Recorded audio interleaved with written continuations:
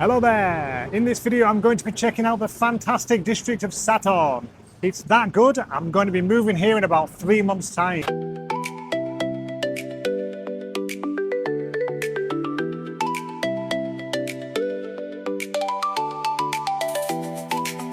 To get here guys, you can take the MRT to Lumpini Park. That'll let you access the eastern side of the district.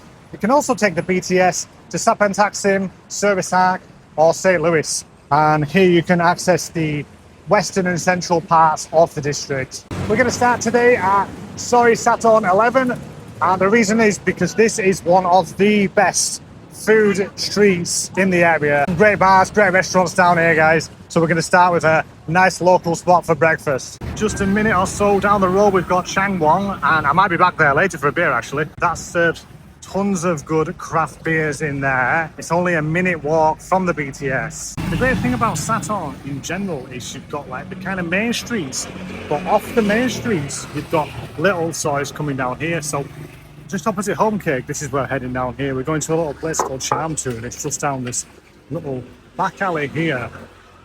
Just a couple of meters down here, you can see just where the cat is. This is Charm2 by Chef Sod, a small local noodle shop tucked away in Sathorn that's well worth seeking out. One of the best things about this place is that every bowl is made to order, so you can customise it exactly how you like. Choose your own noodles and toppings and spice level, and Chef Sod will prepare everything in front of you. Today I went for the clear soup with rice noodles. The broth's really light, but it's packed with flavour. One thing you absolutely have to add is the pork rib. They're only 25 baht and they're absolutely massive. Not only that, the meat is incredibly tender and it's practically falling off the bone.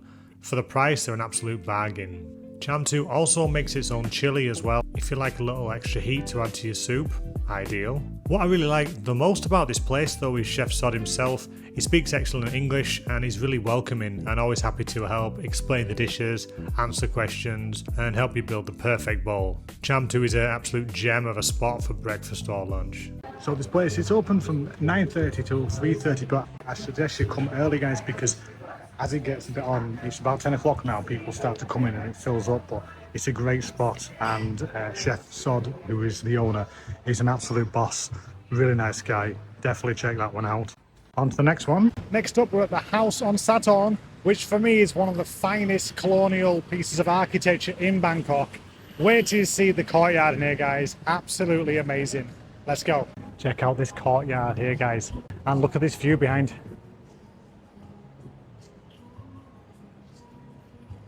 Pretty good. So I was speaking to the lady on reception. They do afternoon tea here. I haven't been for afternoon tea, I've been to eat before.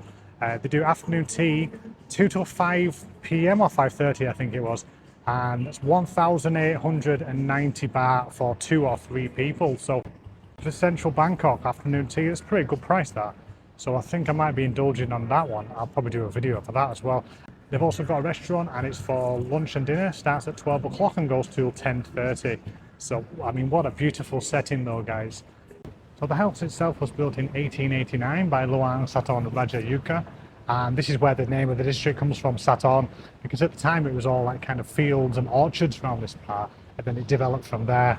He died in 1895 of cholera, and then the building passed to his family, and then it went to the crown after this, in 1916. And it was also the site of the Soviet Union embassy here from 1948 to 1999. So I bet there's some wild stories going around in the days of Cold War, like from this place. But yeah, incredible building, guys, and it's well worth checking out for like lunch or afternoon tea, even for dinner.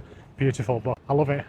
Inside's nice too, but I can't go in there now because I'm a little bit early. Right, I'm sort of right in the centre now of Sathorn, and this is like the main business district. Huge skyscrapers everywhere. The main kind of attraction here is people go to the Mahanakhon building, which is amazing. It's very touristy though, so it's not really for me. So instead we're going to go to the Empire Tower, where you can get a great view of the building, which is the best part of it really, and to get a coffee there. To get here, just head to the ground floor of the Empire Tower between these 2 escalators. Follow the EA signs and they'll lead you to this fancy passageway, which takes you to this over-the-top lift area. But don't worry, you can still go in looking like this. You need to head up to the 55th floor where you'll find Arabica. This is a specialty coffee chain that started in Kyoto, Japan and has since expanded all over the world. The best part is this fantastic view of the Mahanakon building. It's usually not too busy and you won't have to wait long to get one of the front row seats. Today it was about 5 minutes for me. If you want the place pretty much to yourself though, get here when it opens at 7 AM. If this place is still too busy for you, try Peace Oriental Tea House next door. It doesn't offer quite the same view of the Mahanakon, but it's usually much quieter. Okay guys, so that was Arabica. They're quite a decent chain, good coffee. Price wise, $165 for that, which is about just less than $5. Just over £3.50, a few Brits out there. Well worth it for the view. Standard price for a coffee, I think, in Bangkok. You're probably in the low end, you're going to be looking at 50 to sort of like 100. So it's more than what you normally pay, but I mean, the view. The most ridiculously over the top lift I've ever seen in my life in there. So yeah, good little spot to go. Like I was saying before, a lot of people go to the Mahanakon building and they go on the rooftop there, but it's just packed. And for me, I'd much prefer that experience than there, but interesting to see what you think, guys. Which would you prefer to do? Okay, so I've got about a 10-minute walk to get to the next place for lunch. On the way I'll just talk about why I like Sathorn and who I think would like it too. Now, if you're wanting to stay in like a modern district that's kind of away from the party scene but still got a bit of nightlife, Sathorn's a fantastic option. You know what you won't find here is any crazy nightlife. Most of that is in the neighbouring Ceylon, like just north of Sathorn, and that's where like lots of the tourists go. So if you're coming to Sathorn, once you get off the kind of main street, it's very local, but at the same time, the main streets, you've got lots of good restaurants, lots of good bars, places to go, and like down the back sides, you've got lots of good Thai street food too. And because it's not really got many major tourist sites, it gets a bit overlooked, but that means it's a great place to live. I think it's definitely one of the most livable areas in Bangkok, absolutely. Okay guys, so next we're going to Crunch X Pan Bagels. It's like a little bagel shop just down here on the left hand side. Here, one of Bangkok's best sourdough cafes has teamed up with Pan Bagels, a local brand known for authentic New York style bagels, creating one of Bangkok's best bagel spots. They also do a variety of sandwiches and some really great bread here too. Most of the bagels are between 200 and 300 baht. Today I went for the smoked salmon and cream cheese bagel. They definitely weren't skimping on the salmon, which is always a good sign. Delicious. So next up, we're on our way to Bangkok's most unusual tourist attraction. That's right, we're going to the cemetery. And appreciate you watching, guys, because I think at this point, you're taking people around cemeteries. A lot of people, these days they're just watching the kind of clickbait crap on YouTube. So I do appreciate you taking the time to watch these kind of videos, which are a bit different. Okay, so right in the middle here, you've got Wat Don Cemetery, and you've got the Teochew Cemetery just behind there. I'm not going to film around the graves though, guys, because it's a bit disrespectful, I think, for me. So I'll just film around this part here. And behind me here, you've also got an Islamic cemetery too, but they didn't let me go in. I don't know why. So I couldn't go in that one. So you've got three big cemeteries here, and this like whole complex is like the one of the biggest in Bangkok. But this area is very beautiful in the middle. You've got great views of the Wat Mahanakon building just behind. Can't see with my sunglasses. Actually, it's interesting because it's open to 8 o'clock at night. So because it's considered the most haunted cemetery in Bangkok, there's people, like a lot of Thai people, that won't go like a mile of this place just because of the history. It was opened in 1899, and the reason why people think it's haunted is it was the burial place for lots of kind of Chinese immigrants who didn't have families and they kind of didn't know who they were. So there's kind of ideas of lots of trapped kind of spirits. Another reason why people think it's haunted is during the government of Field Marshal Sarit Tanarat during 1958 to 1963, many of the condemned prisoners were executed in a part of this cemetery here. So this is another reason why a lot of people believe it's very haunted. So if you are interested in checking this out for yourself, you can come down in the evening after dark, and like I'm not going to show it, but just like over there's lots of overgrown graves here, the Chinese style graves. So yeah, if you're into that kind of thing, that's one for you. Back in the late 1990s, this was all really overgrown, but they've changed it and they've developed it now, and it's more like a bit of a park, which is a little bit strange because it's kind of surrounded by the cemeteries. But this place is just quite a nice place to come for a walk. It's very open.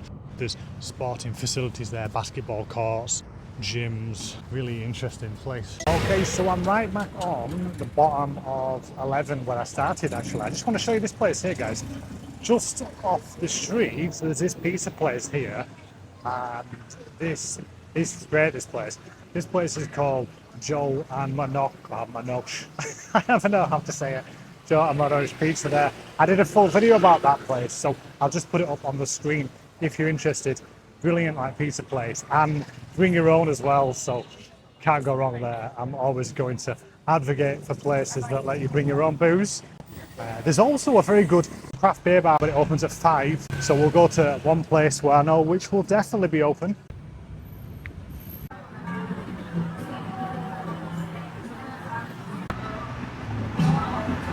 Cheers, guys. Ooh, a little bit noisy. So this place is called Melly, guys. They've got like an indoor party. Oh, it's someone's birthday. That's nice, isn't it? They've got an indoor party here, but I'm sat outside just because I always like to have a beer outside.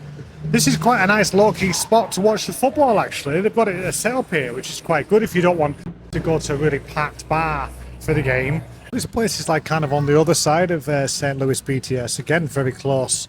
So it's kind of an ideal spot if you're just wanting, like, you know, to have a drink or something to eat just after coming off here. They do some lunch sets there, $1.90 and $2.90.